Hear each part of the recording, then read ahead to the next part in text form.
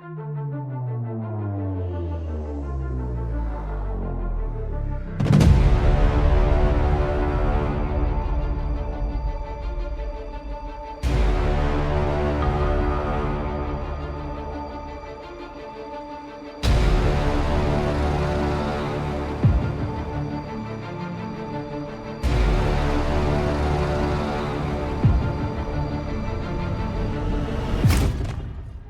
everyone. Welcome back to the latest installment of the Stephen King podcast. This is episode 24. And in this one, we have our special guest, Tyson Blue. He's been on before. And Tyson and Hans and I are going to talk about Dr. Sleep. We're going to review it, as well as the new Carrie movie, which is a milestone for this podcast because we've been talking about Carrie every podcast. And after this, I guess we'll have to find something else new to talk about. And maybe you listeners out there can give us that topic that you want us to talk about. Also, we have the news, and we're going to kick that off right now.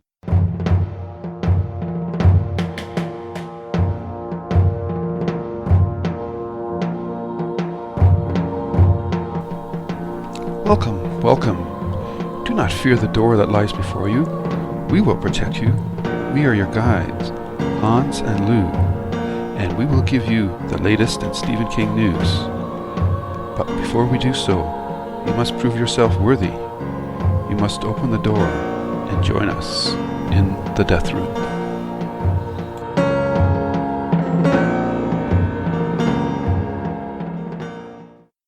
Our first item is that Under the Dome, the CBS Summer Smash Hit series, is now out on DVD and Blu-ray, and the details of what's there can be found at Hans's site. Hans, I think you had a question about how nice did the promotional photo of the special edition of this set compare to the actual Under the Dome special edition release. And I think we found out from some listeners some interesting comments. Yes, exactly. And it turns out that it looks quite different from the first pictures we saw of it, which was obviously not of the real thing because it doesn't look like that. I guess it was some kind of prototype. And I don't know, the finished product looked more like it has rounded corners, and it looks a little bit more like a toy, actually, I think. But that is just from seeing pictures of it, so it might look different in reality. Mm-hmm. But I think it's probably pretty cool. Okay. It was released November 5th on DVD and Blu-ray, and there's some special features there, 30 minutes of exclusive features. Stephen King visiting Big Jim's car dealership will probably be the highlight for Stephen King fans. There's also the usual specials on this visual effects and some behind-the-scenes footage on how they shot the finale. There's also a special on the pilot premiere in Wilmington, North Carolina, where the series is filmed, and that was back on June 24th, and that was Dome Day for that city. And I guess it'll be interesting to see what the sales will be like for this, given how good the ratings were, but how mixed the reviews have been. And especially in this day and age where I think the revenue streams for DVDs and Blu-rays is not nearly what it used to be, especially because of the ability to stream things through Netflix or Amazon Prime and Hulu Plus and things like that. So it'll be interesting to see what the sales number are. I personally won't be picking it up myself. I don't know about you, Hans. You probably got it for free, but no, actually not.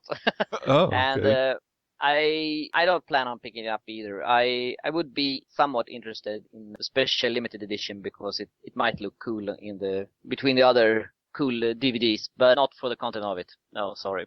In next news, we actually have, if you ask me, some great news. The word has come that Samuel L. Jackson will star opposite John Cusack in Cell, and he will play Tom McCourt, an engineer and former soldier who escapes from Boston with Cusack's character Clay Riddell. We have seen these two people together in the King movie 1408, where Jackson played the hotel manager, the hotel where John Cusack's person stayed in the room. I'm very happy to hear that he's involved with this movie. I like him, and I like most of the stuff he's done, so great news. Yeah, I guess it's okay. I'm not a big Sam L. Jackson fan as I used to be. I think he's been in too many things now. I feel like he's overexposed. And the fact that he worked with John Cusack already in 1408, and his part wasn't very big, so that wasn't really a fair indicator of how well he does in King movies. I don't think so. It never hurts to get talent, and he's a good name to, obviously, with his connection to the Marvel Universe in the Avengers movies and so forth. I think that will give this movie even more exposure than just Stephen King's name alone. So from a business perspective in that, I think it's a good move. Not too sure I'm that excited from an acting perspective. He's overexposed for me, but it'll be interesting to see what he and John Cusack can cook up together in this interesting post-apocalyptic zombie world that Stephen King dreamed up. So I'm not as excited about it as you, Hans, but I think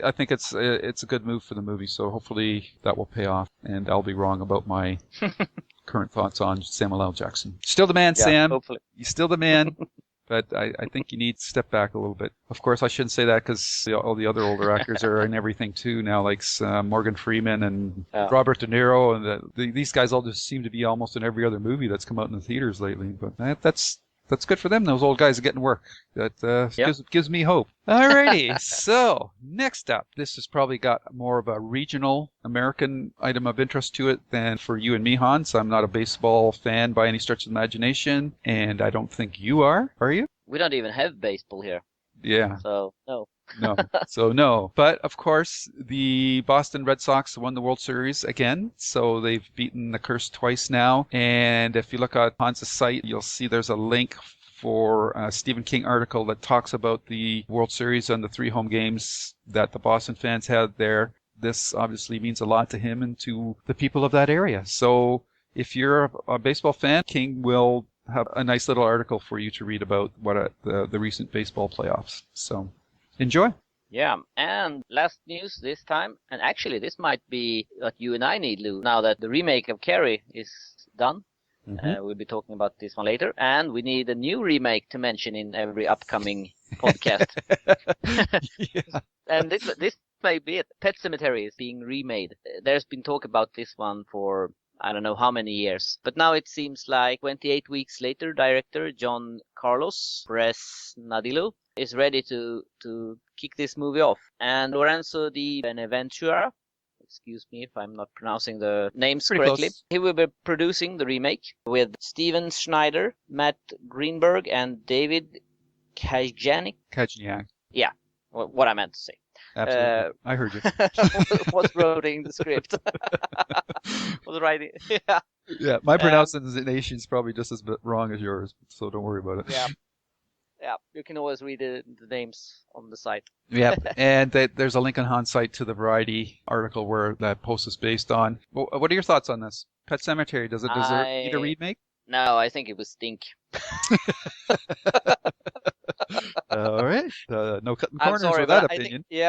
I think Pet Sematary is one of those movies that most people have seen and have an opinion about, and no matter how good this remake is, it will always be compared to that one. And since that's a fairly good movie, I think it will be hard to make a good remake. Yeah, I think that we're going to end up with the same situation, and you'll hear it in our conversation about Carrie, that this remake might do some things better, but there's certain things about the original that I don't think can be improved on. The cat in that original movie was scary as heck. Yeah. Fred Gwynn as a neighbor was just awesome. Unfortunately, I do have problems with the story of the movie, especially in the last little bits. That's the part that I would like to see improved. But in general, the original movie was pretty well done. And plus it has a King cameo in it. So, yeah. But that cat, that's the creepiest cinematic cat I've ever run across in my history of watching movies. So, yeah.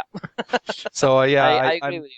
I don't hold out much hope for this one, and it's not really something that's got me excited. And this is a story that I don't think retelling will improve it in any, and there's no opportunity to improve that story. No. Yeah, I don't think new technology will make a difference, really. And yeah, I just don't see it as something that's going to get a lot of play in the theaters. No, it will probably be a straight-to-DVD movie, and I would much more prefer that they do a movie that hasn't been done. So that wraps up our news, and we're going to be moving on to our 2 big reviews, so enjoy. Sit back and relax. This is great. What's our job? We'd like drive around, pick up stiffs or what? It's time for reviews from the night shift. Okay, we're here with our special guest, Tyson Blue. Hey, Tyson, welcome back. Thanks. Good to be here. Awesome. And what we're going to talk about is the long-awaited sequel to The Shining, Dr. Sleep. So let's go around the table for general first impressions. And Tyson, what did you think of Dr. Sleep? I liked it. Oddly enough, it reminded me so much of The Shining, or as a continuation of that, but it reminded me more of Firestarter in that both of these books concerned a young girl with extraordinary abilities who was being pursued by sinister people who wanted to do bad things to her. And it was more of a chase novel and a confrontation between these two powerful characters more than The Shining was, which was more like isolated in one place. And I liked it.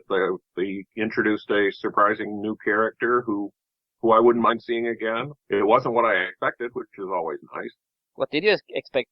Something, well, maybe an update on what was going on with Danny and something new, more of a focus on him. Whereas as the book went on, the focus shifted more and more to Abra, the young girl, so that he was almost a supporting character by the time it finished up.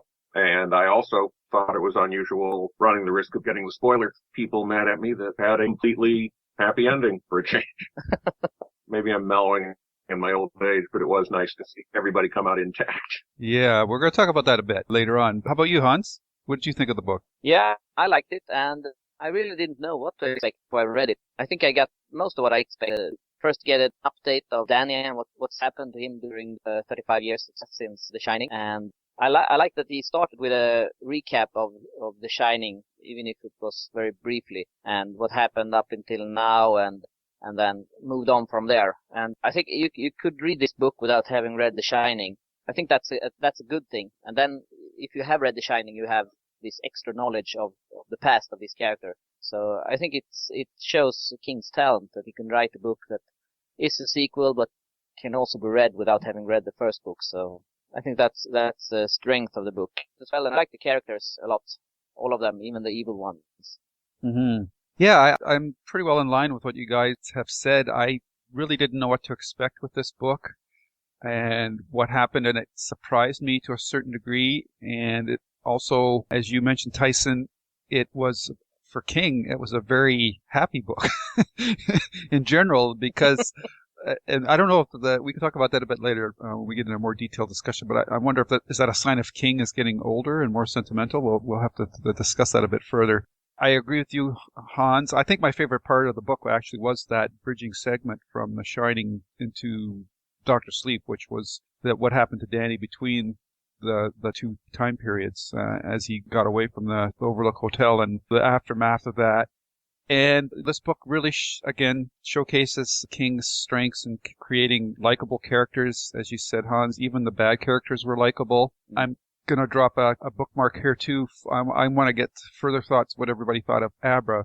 For my mind, I think in a film, she could turn out to be rather annoying. But in the book, I think she was handled fairly well.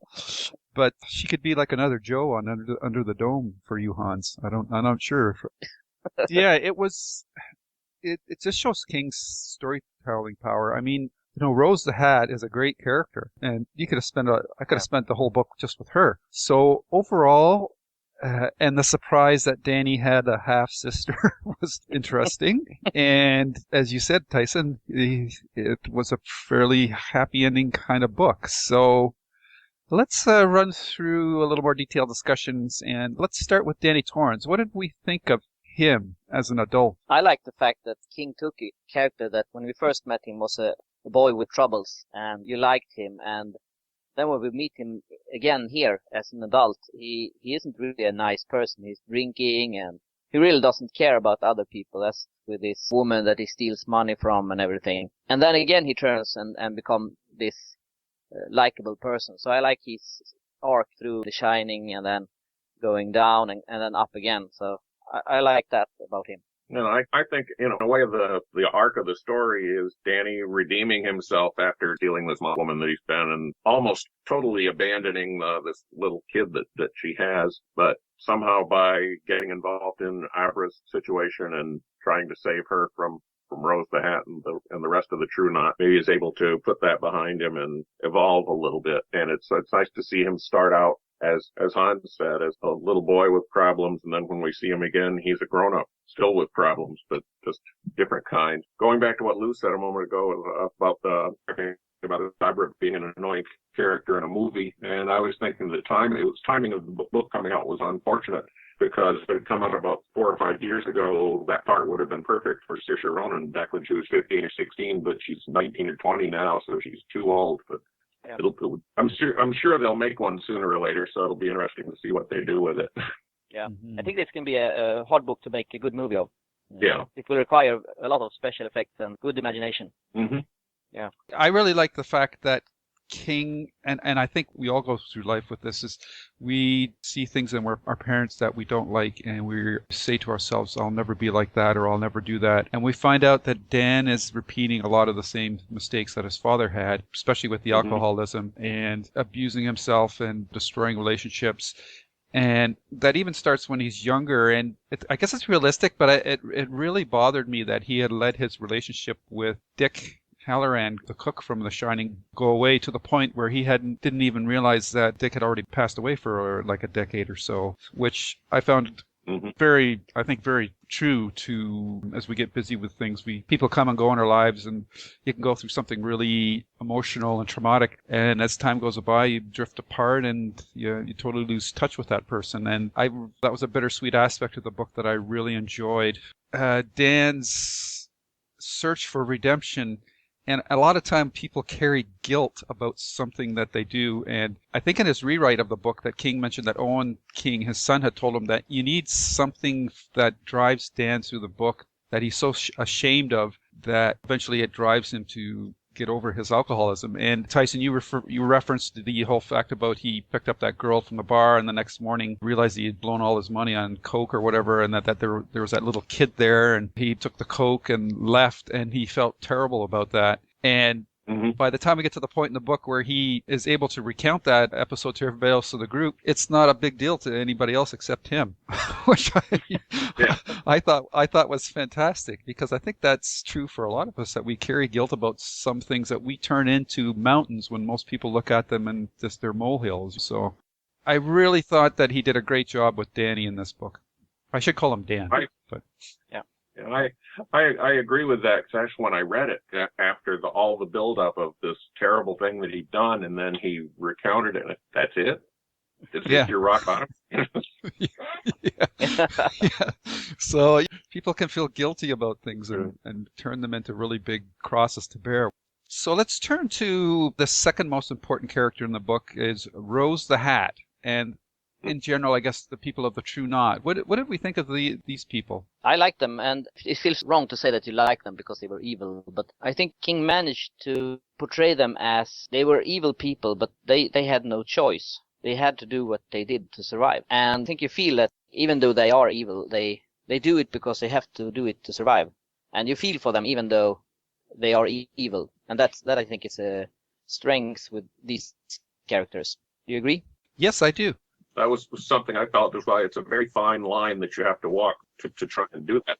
Yeah. So I said it's a really fine line that King has to walk in creating these characters and making them sympathetic to some extent. But he manages to pull it off really well, because near the climax of the book, when some of the True Knot are abandoning Rose to whatever her fate eventually is, you almost feel sorry for her for a second. Yeah. Yeah, the best villains are the ones that believe that they're the hero of their own story. And as you said, Hans, from their perspective, they're doing what they have to do to survive. Yeah. The fact they're like psychic vampires it's just a function of who they are. Because beyond that, really, if you take that one element out of their dynamic, they're a family. They look after each other. They care for each other. Yeah. I think King made them very relatable characters. And while on the one hand you didn't want Abra to be taken by them, you also didn't, in a way, I didn't really want to see any of these people hurt. So it was an interesting dynamic going on with Rose the Hat and her group. And Rose carries the fatal flaw of pride and arrogance. And understandably so, because she's so often has had her own way, and she's never run into anybody more powerful than her. And she's been alive for, I don't know, I can't remember all the ages of the characters, but some of them are alive for a couple of thousand years, and she's been around for quite a while. And it was just a the whole True Knot dynamic of the characters I thought was really well done. Their whole mobile home thing. Yeah. I guess King must have It's amazing. Like I've gone to Florida a couple times, and Tyson, you've gone around driving quite a bit too. But it takes somebody with King's mind to fabricate a fiction about mobile home people and make it interesting. Yeah, and it's a phenomenon that we really don't have. We don't have people living like that here, except in the summer when people go on vacation in their trailers. But so it's a bit foreign concept for me, but I can grasp it still. But it's interesting. Aren't you a mobile person, Tyson? Mostly in cars. I mean, my parents had one of those big recreational vehicles that they found in on vacation, so I have a little experience with them, but I can almost imagine King getting the idea for that aspect of the book while he was stuck on the interstate behind a long line of these things and wishing they'd get out of the way. Yeah, exactly. Just like with Cell, he saw a guy talking to himself, and that's how he got that story. And here he probably was stuck behind a trailer or something and said, "There's a story here." It's amazing. That's amazing. That's amazing. Takes this thing that you see it, or we'd see it and not think too much about it. And because he is who he is and writes what he does, he kind of filters it through that and it comes out. Yep. Okay, now I want to get your thoughts on, and I mentioned this earlier, I'm especially curious to see what Hans says, because I think he has a lower threshold for child actors or teenagers than I do, maybe you too, Tyson. What did we think of Abra? Well, I think she worked good in the book, but as you say, in a movie she might be quite annoying. But I think I didn't get annoyed with her, so I think she worked well. Okay, Tyson? I liked her too. She was somebody that we got to know very quickly, and she's a likable character. In a movie, things like that can be annoying because you have to do it faster, and you're dependent to some extent on whoever the actor is you've got playing the character. And if they're not doing a particularly good job, then they can get annoying. It's similar to a problem that some people had with Drew Barrymore in Firestarter. Mm-hmm. We keep coming back to that, talking this one. Yeah, that's an interesting connection.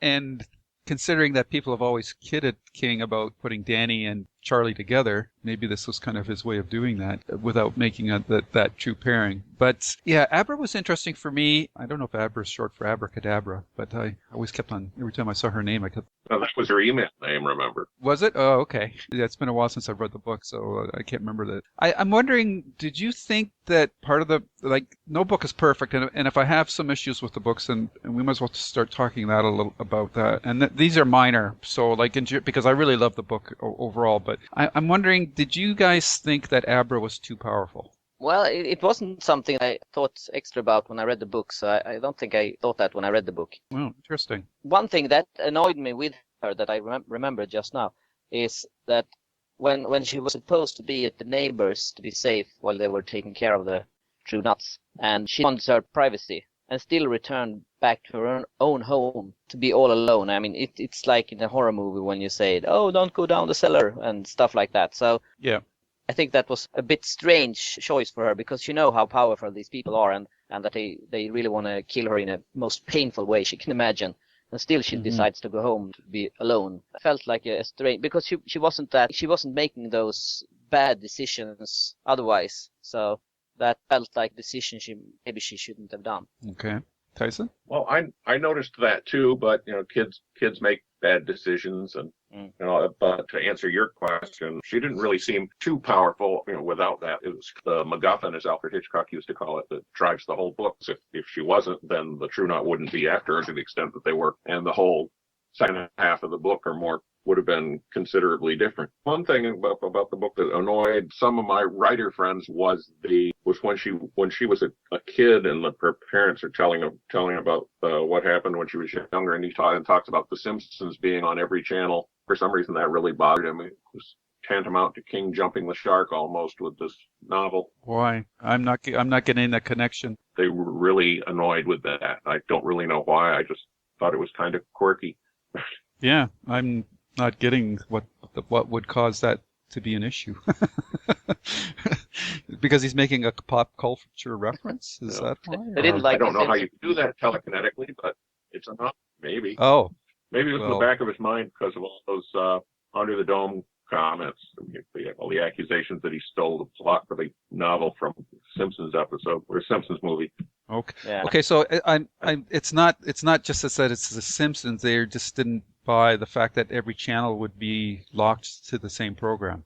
Is that what it is? I think so. That was the impression I got. Okay.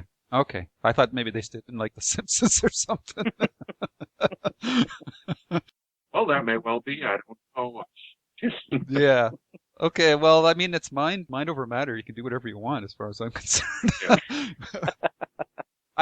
I really kind of surprised that this is more of an issue for me than you guys, but I just thought Abra was too powerful, and that's why King had to write it that Dan was the intermediary. I mean, taking aside the fact that Dan's an adult and Abra's a child, but basically in my mind, Abra was so powerful that she had a face-to-face confrontation with Rose the Hat. Abra would kick her ass. Like, there wouldn't even be a contest. So, and I think that's why he had to structure the novel that Dan became the intermediary, because if Abra and Rose had a face-to-face confrontation, it was game over for Abra right off the bat. So I thought that was a crippling aspect of the book for me, because then you get into this, it's especially like in a book it works because you can have the interior monologues and that, but if you try to film that, that's going to be really difficult, because it's like the battle in Dreamcatcher, that like to try to depict a mental battle cinematically is very difficult. And I think cinematically this would be very hard to film as well, beyond the special effects issues that you're talking about, Hans. So yeah, I think Abra, I actually think she's probably the weakest character in the book, in just my perspective, but maybe because King's getting older and writing teenage girls is not his forte anymore. But I'm surprised, Hans, that you're not having more of an issue with it. But but that's interesting. Yeah. I'm getting old as well. I guess. So now, Yeah. the other thing I wanted to talk about is in this book, you've got Rose and the True Knot and her gang, and you've got Dan and his gang with the handyman and the doctor, and I don't remember their names, Abra's parents, and not a single one of them are hurt in this story. Is that a sign of King getting older? Am I just too bloodthirsty? Or if King had wrote this 20 years earlier, would some of those people not made it through to the end of the book? Well, I don't think that it's a sign of King getting older that he wants to have less morbid things in his book. I don't think he will get less bloodthirsty because he gets old. But I think I agree with what you say. Some of the good guys should have maybe gotten killed as well, just to give it more believable, getting it more believable. How about you, Tyson? Yeah, it did seem that the whole final country and everyone at the ruins of the Overlook seem a lot more of a battle, of something they had to work to accomplish. If maybe they'd had to pay some price for the victory they achieved. But on the other hand, it was a nice change to see that once in a while. And maybe you've put your finger right on it. Maybe King just decided, I'm just going to do something different this time, and I'm not going to kill off some of the good guys. Yeah. Change of pace. Could be. Because I'm expecting by the end of the book that Danny and Abra would have been like the only survivors, and they would have like wandered off down the road like the characters from at the end of Salem's Lot, the boy and the writer, so something like that. So that's what I had in my mind. So maybe that's my shortcoming or prejudging. But I was just stunned that none of the good guys got killed or hurt or anything. But I think that shows also that King he still has the ability to surprise us. That's a good way to put it. I like that. Yeah. And he surprised me in this book. Yeah. In a good way. So. Well, he's spoken in interviews over the years about the curse of expectations and always having to go up against that, what people expect to happen. So that may have a hand in it as well. To say, well, I know this is what readers expect after all these years, so we'll play with it this time. Right. Okay, so overall, that was all the talking points that I had. I'll go around the table one more time. If there's anything that we haven't discussed so far, this is your chance. Speak now or forever hold your peace. So, Tyson, is there anything else you wanted to mention that hasn't been brought up yet? Well, one thing it was interesting. This is another example this novel is another example of how events from King's own life may be being worked out through his work. Pretty well known that King has a substance abuse problem that he'd finally confronted and worked with several years ago, and it's obviously drives a lot of this novel. You see a lot of his experiences in dealing with that in this, just as Dreamcatcher had a lot to do in a way with working out some of the things arising out of his accident that had happened just before that book was written. So it's interesting to see how that whole dynamic, the Alcoholics Anonymous 12-step dynamic works in this book as well. And how, in a way, the ways he works out the problems he has with the True Knot and with Abra, that kind of follows the whole saving pattern that Alcoholics Anonymous preaches from what I know about it, never having been involved with them myself. Okay. How about you, Hans? Anything else you wanted to say about a book? Yeah, I had an interesting thought. Do you think this book needed to be a sequel to The Shining? Or would it have been a strength if it wasn't a sequel, if it was just a regular book with minor changes, of course, then to make Danny just another character? I'm thinking a little bit that maybe by saying that I'm going to write a sequel to Shining, which is one of people get certain expectation, and maybe they didn't think that what Doctor Sleep is a good book, but maybe they thought that, oh, this isn't a good sequel to The Shining, but it's a good book. So what do you think about if we would have released it just as a book? Would it have been as good? I don't know. Part of it may well have been, but I don't know if we would have been. Well, I think there would have been the eagerness to read a new King book that people like us would have, no matter what it was.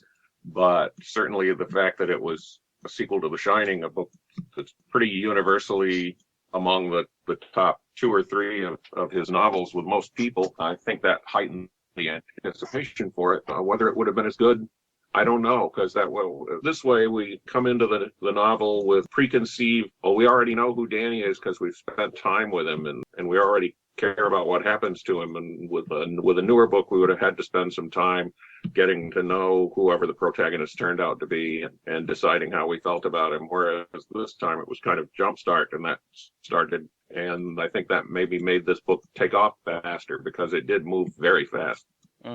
Right from the beginning. Mm-hmm. Yeah, I pretty well agree with that, Tyson. I think that what Hans is proposing, with a few tweaks, King could have released this as a standalone book, though knowing King, he would have wanted to flesh Danny out, or whoever would have been Danny in equivalent in a standalone book, and that probably would have taken another 300 pages. So then this book would have been more like 800 pages instead of the 500 we got. And maybe that's not such a bad thing, because I personally like long King novels. But I agree with 100% with you, Tyson, that knowing Danny from The Shining gives this book an immediacy and an emotional. We're carrying 30 years of emotional baggage about this character into this book, and writers die for that kind of setup. He's got us all with this emotional baggage from 30 years. Like, that's got a lot of dramatic weight right from the get-go with this book, because we're just literally dying to find out what happened to this character that survived a terrible thing in The Shining. So King could have structured a standalone book that would have been just as equally powerful, but with this book he was able to write a much quicker paced and faster book because we already had this foreknowledge of Danny's character coming into this book. So I think it would have been 2 different experiences, and since this is the first time King has written a sequel, I really enjoyed this experience, outside of the Dark Tower, of course, novels. But and that kind of reminded me of that experience in a way, waiting sometimes decades between the Dark Tower books. This was the same thing with The Shining, and every time you got that new Dark Tower book, you were right into it again because you knew the characters. And the same thing happened with this experience for me reading Dr. Sleep. Yeah. Okay, so that was a good question, Hans. Thank you. Anything else you wanted to mention? No, I'm satisfied. Okay, so I know from talking to you 2 guys, I appreciate this book a lot more because, like you both said, King wanted to surprise us. And at the beginning of the podcast, I think we all said we were surprised. So if that was King's goal, he accomplished it in spades in this book. Yeah. And while part of me might yearn for a book that had a little more dramatic gravitas to it and having some of the characters, some of the good guys hurt or killed off, this was a nice change of pace. It was as King called it, a curveball, I guess you could say. So I really enjoyed this book quite a bit, and I'm really glad that King wrote it. Yeah, I must say that I'm happy to hear you say that you want more of the good guys kill off. It's usually my line, so I'm happy that you say that.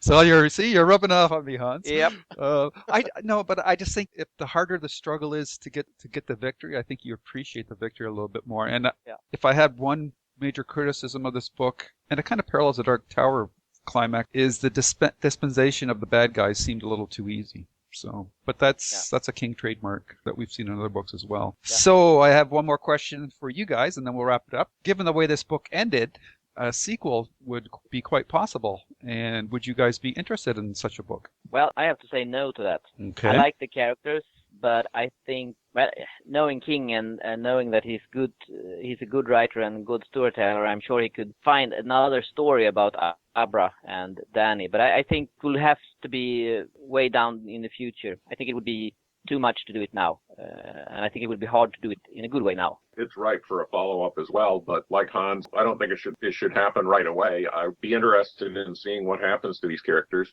Frankly, I'd rather see him do a follow-up to Firestarter, because I've always wanted to know what happened next in that. You got fire on the mind, my friend. And there's a way, there's actually a way to do that, because if you recall, when Golden Years finished its run on CBS, the main character, Harlan, the janitor, had been kidnapped by the shop, and I forget who she worked for, Felicity Huffman's character in that series, and the military guy they were going to go and rescue him. And since the villain was the shop, and we all know this 5-year-old kid had burned the whole place to the ground at one point, it just makes sense that they would have run into each other. So there's a good follow-up there that I'd much rather see, because I've been waiting almost as long for that as I was for Dr. Sleep. So, but I wouldn't mind seeing these characters again and seeing a little bit more what happens with them. Just maybe, like Hans says, not necessarily right away. Yeah, I'm just brainstorming right now, listening to you guys. I agree with you. A sequel would have to be 10, 20 years in the future when Abra's grown up. You know, given where King is in his life, that chances of him being around to do that would be pretty slim. But it might be an interesting project for one of his sons to do in 20 years from now. But I don't know if that would be possible or not. But yeah, so I think the thing that comes across in this book is King really loved all these characters, the good guys and the bad guys. And because of that, we got some really interesting characters to spend some time with. And it was a very fun read, to be sure. Yeah. And as Tyson said, I would like to read more about the shop. I would like a story where the shop turns up again. Alrighty. Yeah. Well, maybe it'll show up in the Under the Dome. Yeah. Season 2 of Under the Dome. All right. So there you go, folks. That is our book review of Dr. Sleep. I hope you enjoyed our conversation, and I hope you enjoyed the book as much as we all seem to. So thank you very much for listening.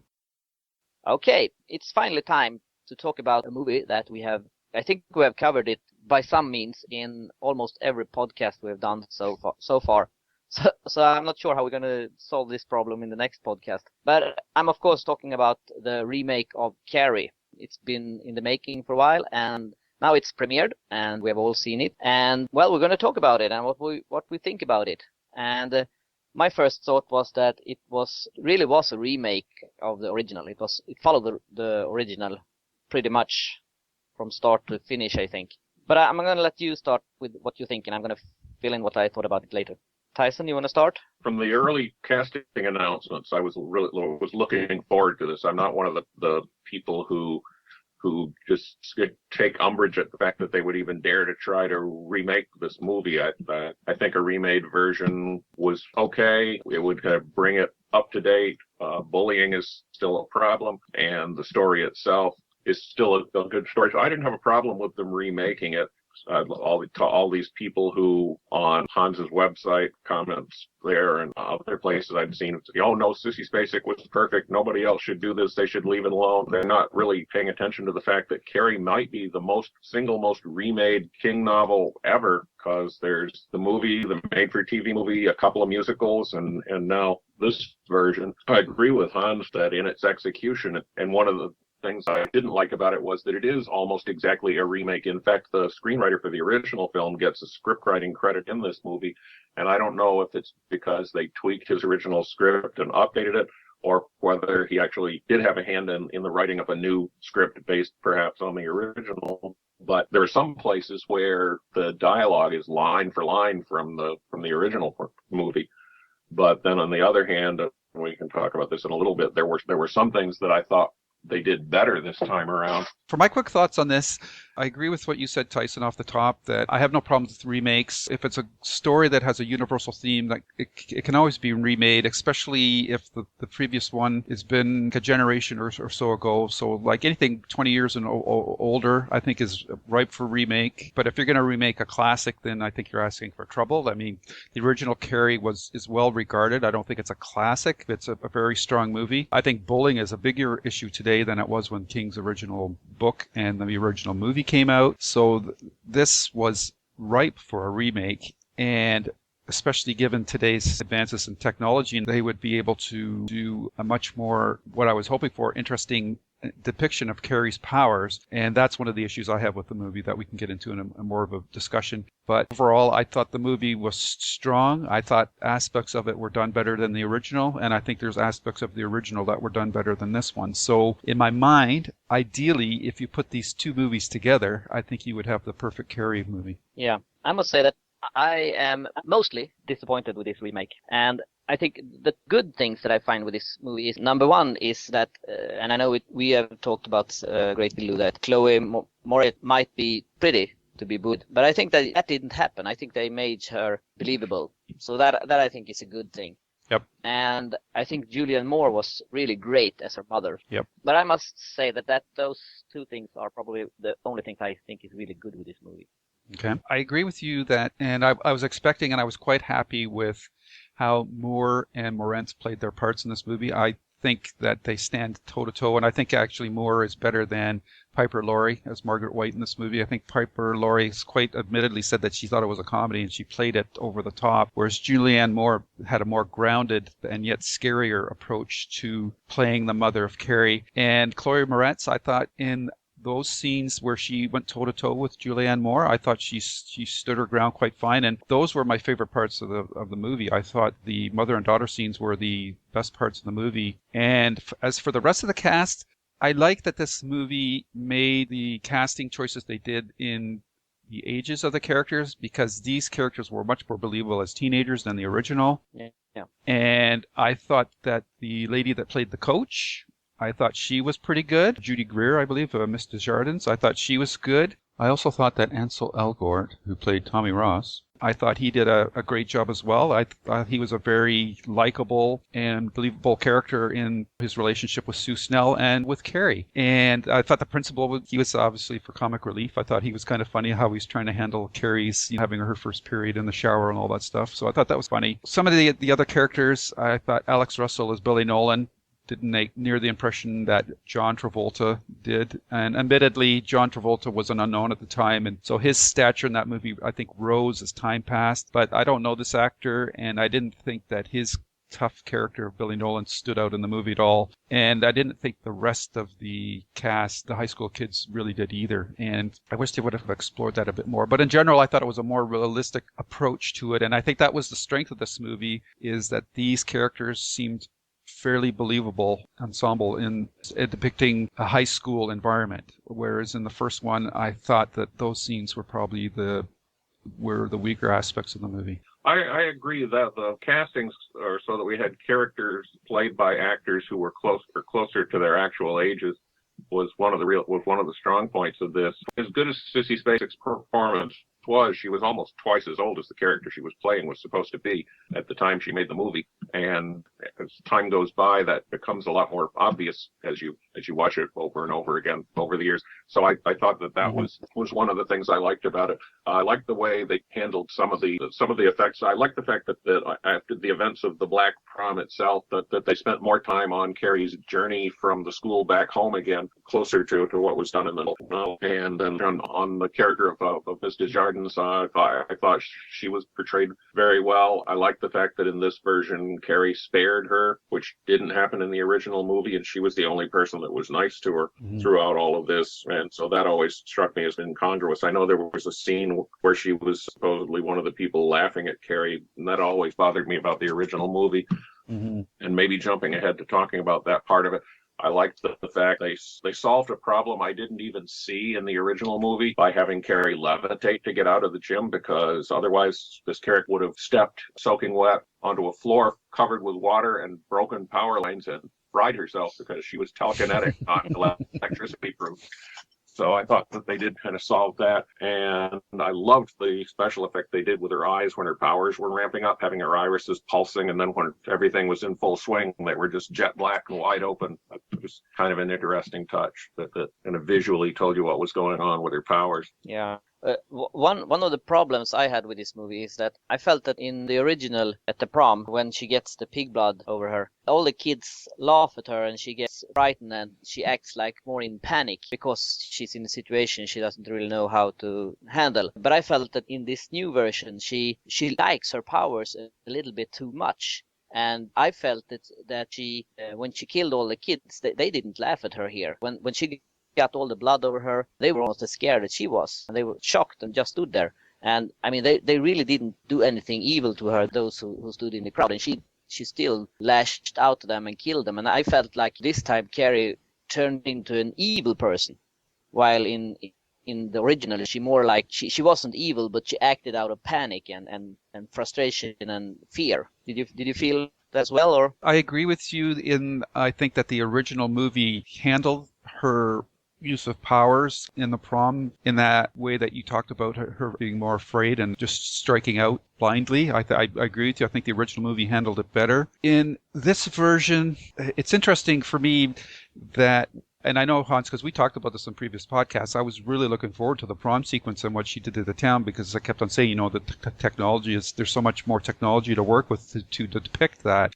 But it mostly fell flat for me. I was really enjoying the movie up until the moment that she started using her powers. And as much as I tip my hat to Kimberly Pierce for, as I mentioned previously, capturing the high school dynamics and the bullying with YouTube and the internet and all that kind of stuff, I don't think that she was very good with the action sequences in this movie. They all fell very flat for me. I think Brian De Palma's version of what happens is much scarier. And I think partly that's due to the music. It has more of that psycho kind of slash vibe to it. This one, and maybe it's just the span between the movies. We've seen so many special effects sequences. You really need to stage and use the special effects in a way and set up camera angles that differentiates what's happening in your movie from other movies. And this one just felt generic to me. I don't think Kimberly Pierce did the action sequences in any way that stood out or was memorable to me. It just felt like stuff I've seen in a whole bunch of other movies. And I think the music during that sequence was pretty lame too. Like, this is supposed to be a moment of terror, and I just felt like it was just very generic horror movie soundtrack stuff that didn't stand out for me. So part of this is probably my own fault for building up this moment in the film in my mind too much, but I was really disappointed with how that happened. And I thought some of the stuff, like with the car at the end with Billy and the girl through the windshield, I just thought that was showy without being very scary. And I think part of the problem, what you're talking about the tone too, is, Hans, is they showed her using her powers too much in the movie, so that by the time you got to the prom, you weren't surprised that she was able to do all this stuff. I think part of the impact of the original movie is they really didn't show a lot of her powers, probably because they couldn't, it was so expensive to do it. But in this movie, she's manipulating things far too soon before the climax of the movie. So that's why the last third of the movie really fell flat for me. And of course, they tried to create a jump scare at the very end of the movie, and the original. Spoilers, and this whole podcast is spoilers for you people. But that shot of the hand jumping out of the grave, that was inspired. Yeah. But in this one, that cross-cracking, like, what the heck was that supposed to be? Like, that was pretty lame. So I went back and watched the De Palma sequence, and I had, this movie gives me a whole new appreciation for how you can create a very intense action sequence with limited technology. His editing, I mean, he's doing a lot of the multiple screens running at the same time, splitting the screens into four. But just every time Carrie used her powers, you got that wee kind of music beat going, and that just really sells the action. And this one, the action was not tied to her powers at all. It was like two separate things were going on at the same time, so it didn't emphasize the powers or anything. And I guess I should shut up now, because I've been going on for quite a while about this. But I really had this built up in my head, and it's probably too much. Some of this lies within my own expectations, but I thought her version of the mother-daughter dynamics was fantastic, which is why I would like to, as I said off the top, I think if you merge those two movies together, I think you'd have the perfect Carrie movie. Yeah. Tyson? Well, I thought that the mother-daughter dynamic in this movie worked well, and I thought that in this version that Julianne Moore made Margaret White a little more rounded character. You could feel some degree of sympathy for her at some point.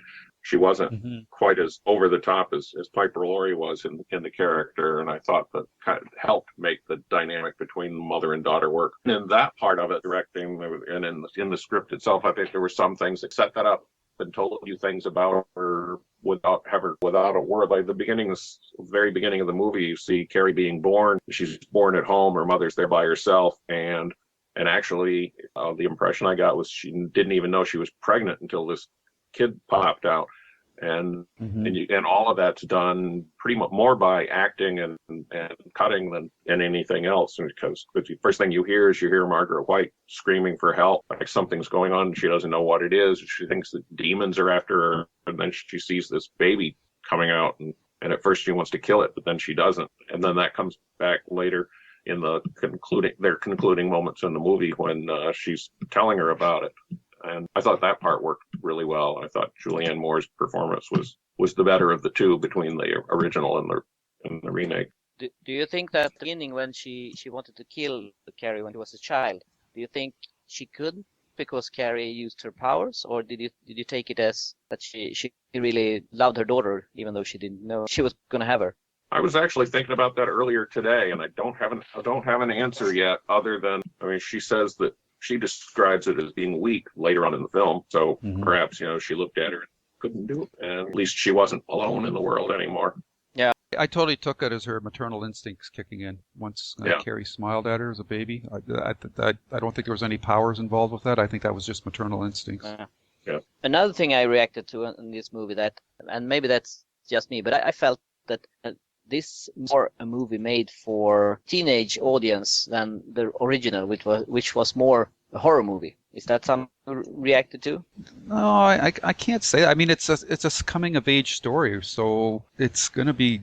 I think it's just naturally geared towards a younger audience. Like the only reason the original feels kind of older because it's just an older style of acting and special effects and that. But and the actors are older too, right? So it makes the story feel more mature than it really is. But at its core, I think that this is a more honest version of the story. I felt that when they were out buying their prom clothes and they were going, the boys and the girls, and there were music playing in the background. I felt it was aimed for a younger audience than the original. There might have been a bit of that, but I think it didn't feel out of place in the movie, so I never had an issue with it.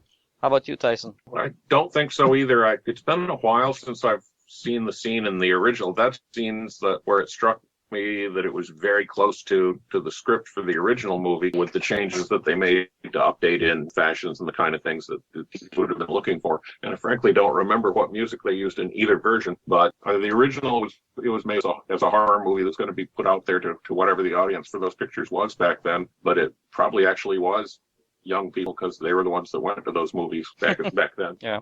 I may be the only one that actually saw the movie in its original run. I may be old enough ahead of you guys to have seen it in a theater the first time. I'm not sure how much younger than me you are.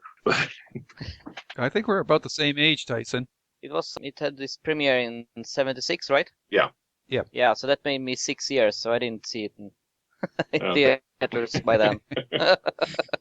I can't remember if I saw it in the theater or not, to be honest. I don't think I did. Two other things I just wanted to mention. One thing that I found irritating was how Chloe Moretz carried herself when she was using the powers.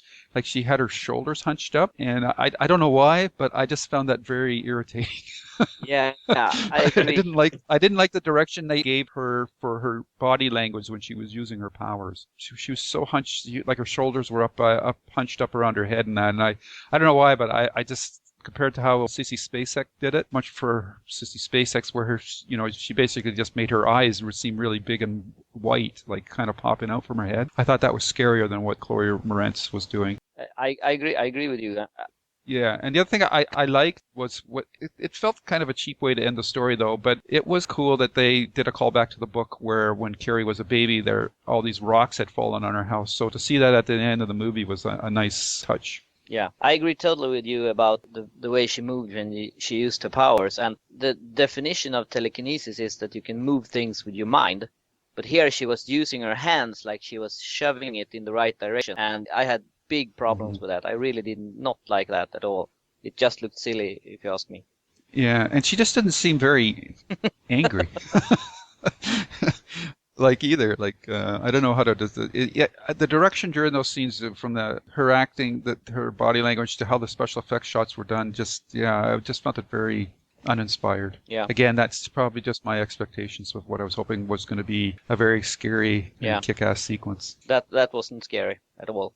No. Alrighty. So, in summary for myself, for last thoughts, I will say that, again, I'll just repeat myself. I think if you combine the acting sequences of this movie with the action sequences of the original, and if they could have just followed the original action sequences and used modern day special effects, I think that would have been, and the music, I think it would have been that's the perfect Carrie movie for me. Yeah. I have to ask you before we end all this, which movie do you prefer, the original or this remake?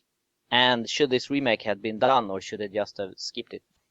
Well, I think it should have been done based on, it's always interesting, at least for me, to see other people take a fresh look at something that's established classic, especially if it still has some relevance to an audience. And I think that, given the evolution of bullying into cyberbullying and all the things that are going on today with kids bullying people to the extent that they kill themselves sometimes, that's a story that needs to be retold. It's still as valid as it was, and bringing it up to date for contemporary audiences, I don't have a problem with it. Given the way they stuck to the original territory, gives fuel to people who say maybe there wasn't any need to make it, but I think they did update it and bring it up to date enough. I wouldn't say it shouldn't have been done. They certainly had an impressive cast of people with a lot of credentials that were able to put the story forth effectively enough that I think it would work better for an audience that might not have ever seen the original movie or the NBC version or the musicals, and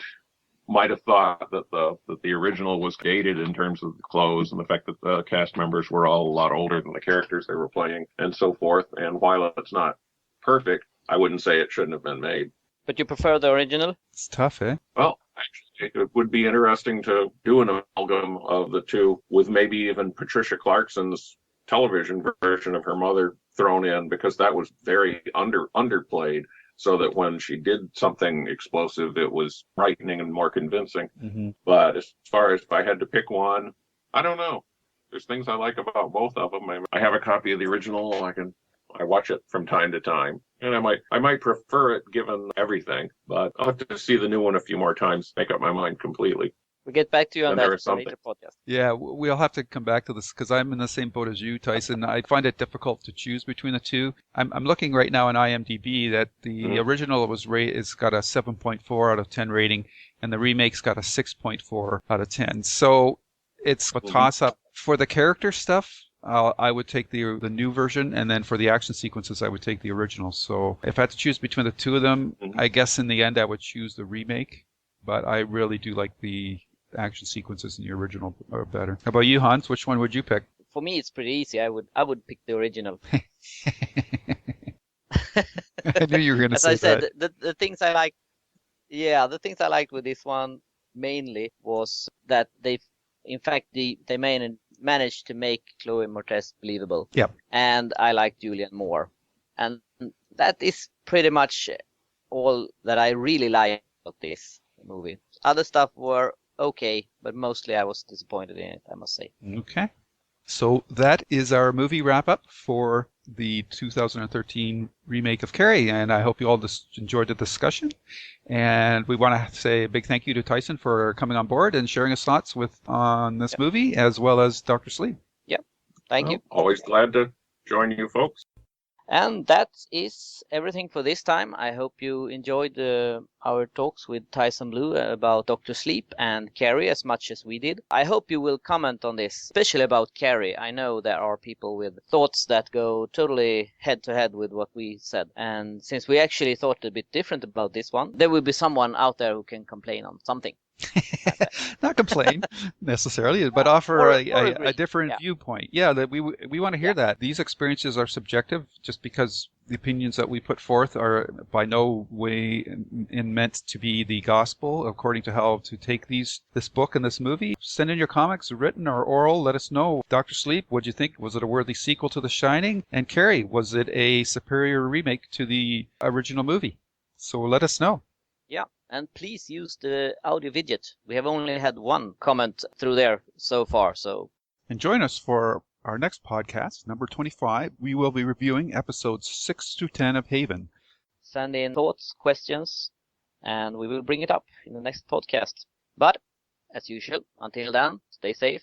But stay Carrie.